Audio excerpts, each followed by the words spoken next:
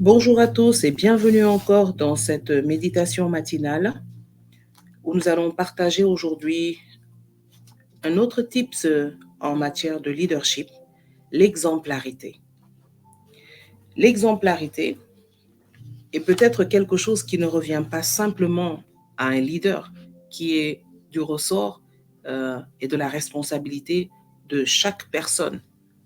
Mais nous allons voir aujourd'hui, en nous basant sur le chapitre 5 et 6 du livre de Néhémie, comment l'exemplarité est une qualité incontournable du leader et spécifiquement du leader chrétien.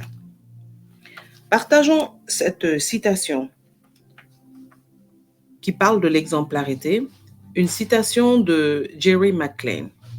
Cette citation dit en exemple, The best example of leadership is leadership by example. Pour dire que le meilleur exemple de leadership, c'est le leadership par l'exemple.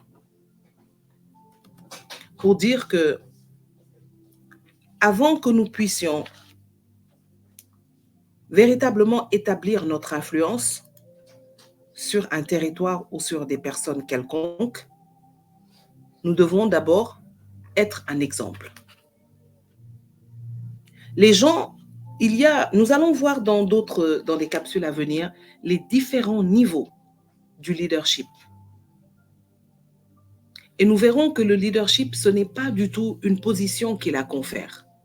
Ce n'est pas un âge qui confère à quelqu'un un leadership. Ce n'est même pas la richesse qui confère, ou le nom, la tradition du nom, ou même le rang, le titre d'une personne qui peut lui conférer un certain leadership. Le leadership que nous manifestons est ce qui permet aux autres personnes de nous suivre naturellement. Et ce qu'une personne suit, quand une personne suit une autre, trouve bon de suivre une autre personne, c'est parce que cette personne a montré un exemple qui convainc. Il ne peut donc pas y avoir de véritable leadership sans exemplarité. C'est une caractéristique fondamentale dans la vie d'un véritable leader et particulièrement dans la vie d'un leader chrétien. Nous allons voir dans le chapitre 5 et 6 du livre de Néhémie que le peuple est venu se plaindre à Néhémie, est venu parler d'injustice qui se passait dans le peuple, notamment du fait que beaucoup d'hommes puissants dans le peuple avaient tendance à asservir les autres en réclamant des dus de ce qu'ils leur prêtaient, pour leur permettre de vivre. Seulement, il y a un contexte. C'est que ce sont des hommes qui sont revenus d'un exil. Il y a eu un travail qui a été fait pour que le peuple quitte l'exil et revienne vivre et peupler Jérusalem et Juda. Mais voilà que, lorsqu'ils sont venus, ces gens qui étaient là, parce qu'ils étaient un peu, on va dire, en accointance avec un homme qui était l'ennemi de Néhémie, avaient un certain pouvoir dans le pays et asservissaient les autres, ceux qui revenaient d'exil, qui n'avaient pas trouvé grand-chose à faire ou qui travaillaient de leurs propres moyens. C'est quelque chose de courant. Et il est très difficile de pouvoir être dans un environnement avec d'autres leaders, voir tous ces leaders agir mal et décider, nous, de rester dans l'intégrité. C'est très difficile.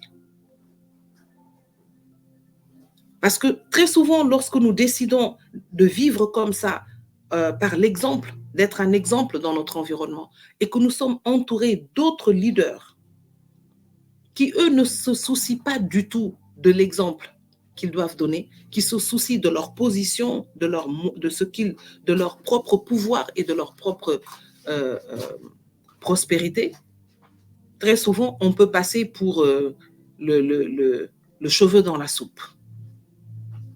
Mais ici, Néhémie n'a pas hésité. Il dit dans le chapitre 6 qu'il sait que beaucoup de notables de cette époque qui étaient autour de lui, dans le peuple juif, étaient alliés à cet homme qui faisait la guerre à Néhémie. Ils étaient alliés à lui parce que cet homme était du peuple, il avait ses tentacules bien étendus et personne en fait ne lui disait rien. Au contraire, les gens même profitaient de l'alliance qu'ils avaient avec lui pour exercer un tout petit peu leur pouvoir sur les propres personnes de leur peuple. Et voilà que Néhémie va se lever et va s'insurger contre ça pour dire « Ce que vous faites, ce n'est pas normal. Nous ne sommes pas n'importe qui. Nous sommes le peuple qui marchons selon les règles de Dieu. Souvenez-vous, par là où nous sommes passés. Nous avons fait venir, nous avons ramené nos frères et nos sœurs de l'exil. Ce n'est pas pour en faire nos esclaves. Si nous les avons ramenés, c'est parce que nous avons marché dans cette règle de les libérer. Donc, ils ne peuvent pas aujourd'hui venir et nous sommes en train de les asservir sans rien dire. Ce n'est pas normal. Ce n'est pas marcher selon les plans de notre Dieu, de notre nation. Néhémie rappelle l'identité de ce peuple à ses dirigeants. Il rappelle l'identité, mais il prend aussi le risque de s'insurger devant une réalité installée et acceptée par les autres leaders. Mais lui, il décide de rester dans l'intégrité qu'il a choisie premièrement, qu'il a conduit à Jérusalem. Et à cause de cette intégrité, qui est due à son intimité avec Dieu, à sa relation avec Dieu, à sa droiture dans sa marche avec le Seigneur, il a déjoué des plans de l'ennemi. Parce que lorsque nous voulons marcher comme ça, d'autres leaders, même qui sont censés être nos partenaires, seront nos adversaires. Et ils vont user de méthodes classiques que nous connaissons.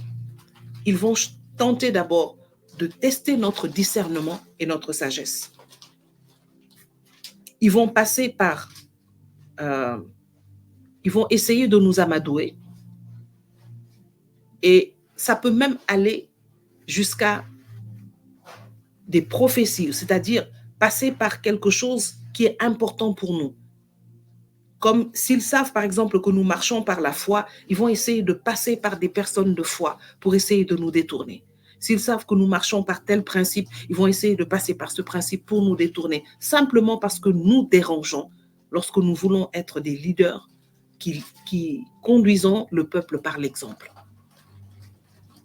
Néhémie a fait face à de fausses accusations, mais il est resté serein. Il est resté intègre. Il a fait face à des tentatives de trahison, en passant par ce qui était important pour lui, par son système de valeurs, en lui disant « il faut aller te réfugier dans le temple parce que les gens t'en veulent ». Combien de leaders, chaque fois qu'ils se lèvent pour commencer par marcher par l'exemple, ce sont des personnes de leur peuple même qui vont venir chercher à les détourner de leurs tâches. Mais Néhémie a résisté à tout cela à cause de son intégrité, à cause de ses valeurs, à cause de ses priorités. Et lorsqu'il a parlé, personne ne pouvait en fait refuser ce qu'il disait. Pourquoi? Parce que ce qu'il disait était vrai. La seule manière qu'on avait de pouvoir le détourner de ce qu'il était en train de dire ou de faire, c'était de passer par l'intimidation, par la peur ou par la trahison. Mais à cause de son choix de vivre dans l'intégrité et dans l'exemplarité, il a fermé la bouche à ses ennemis. Et donc, l'exemplarité est une qualité qui permet aux leaders de se faire respecter, de se faire aimer. C'est certainement une qualité qui va attirer ses ennemis, qui va déployer leur créativité contre lui, mais il peut compter sur la fidélité du Dieu pour lequel il marche. Et c'est la seule manière qu'il aura d'affermir véritablement son influence sur son territoire. Et c'est là le leadership auquel tout leader chrétien est appelé. Un leader chrétien n'est pas quelqu'un qui doit rechercher le consensus ou faire comme les autres leaders autour de lui. Il ne doit jamais avoir peur de faire valoir son système de valeurs, ses priorités, quelles que soient les tentatives de l'ennemi. Parce que le leadership que Dieu nous confère lorsque nous marchons dans l'intégrité et par l'exemple, c'est un leadership qui résiste à toutes les tentatives de l'ennemi. C'était l'objet de mon partage de ce matin. Que le Seigneur nous aide à être ses leaders. Partout où nous sommes appelés à manifester notre leadership. Que l'intégrité et l'exemplarité soient véritablement nos seconds noms au nom de Jésus-Christ.